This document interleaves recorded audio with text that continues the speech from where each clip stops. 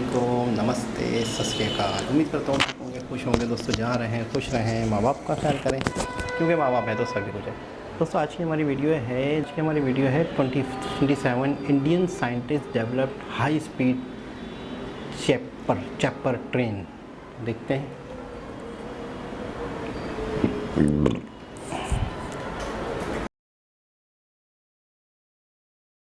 काफ़ी एक्सक्लूसिव तस्वीरें सामने निकल कर आ चुकी है हमारी वंदे साधारण एक्सप्रेस की।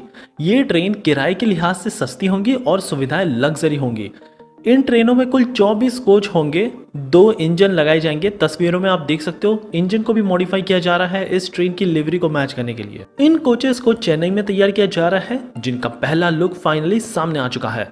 तस्वीरों में इन ट्रेनों के कोच भगवे और ग्रे कलर में रंगे आप देख सकते हो। रेलवे ने इसके बारे में हालांकि कोई पुष्टि नहीं की है, लेकिन सोशल मीडिया में ये फोटोज जमकर वायरल हो रही है। इस तरह की वंदे साधारण ट्रेन जो कि नॉन एसी कोच वाली होंगी, इनकी लागत आती है लगभग 65 crore rupees, which is 65 crore rupees.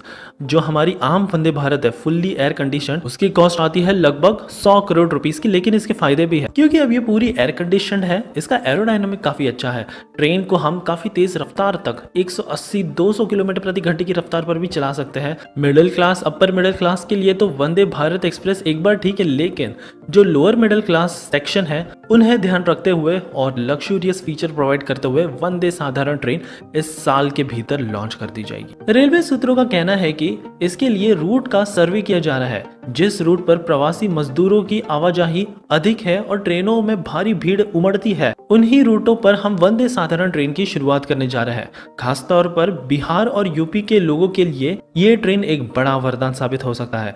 इन ट्रेनों की खासियत ये होगी कि आम मेल और एक्सप्रेस ट्रेनों के मुकाबले इसकी स्पीड ज्यादा होगी और स्टॉप भी कम रखे जाएंगे। स्पीड ऐसे ज्यादा होगी क्योंकि आगे और पीछे ट्रेन के दोनों साइड में लोकोमोटिव लगाया जाएगा पुश पुल टेक्नोलॉजी के तहत, जिससे ट्रेन का acceleration D acceleration significantly improve हो जाता है। अब भले ही इस ट्रेन को वंदे साधारण जैसा नाम दिया गया है, लेकिन इसकी सुविधाएं बिल्कुल भी साधारण नहीं होगी। Bio vacuum toilet, passenger information system, charging socket तो हर एक सीट में दिया जाएगा। फिर हर एक कोच में सीसीटीवी कैमरास भी फिट किया जाएगा, जिससे क्रिमिनल इंसिडेंट्स को रोका जाए। बट फाइनली सबसे हटकर फीचर जो इसका होने वाला है तो वो है ऑटोमेटिक डोर्स।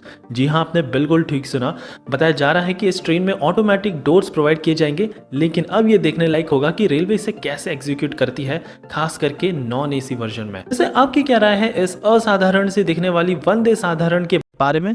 अपनी राय कमेंट्स में जरूर बताइएगा। ओके, मैं वही सोच रहा था कि ये साधारण इसका नाम रखा गया है, लेकिन ये साधारण तो कहीं से नहीं दिख रही। ये तो बहुत ही ज़बरदस्त दिख रही है। और जाहिर सी बात है कि जब आप इकोनॉमी क्लास और अपर क्लास और लोअर क्लास, बहुत सारे पैसेंजर होते हैं जो कम बजट अफोर्ड कर सकते हैं और उन्हें भी सफ़र करना है, तो उनके लिए भी एक बेहतरीन अपॉर्चुनिटी रखी गई है।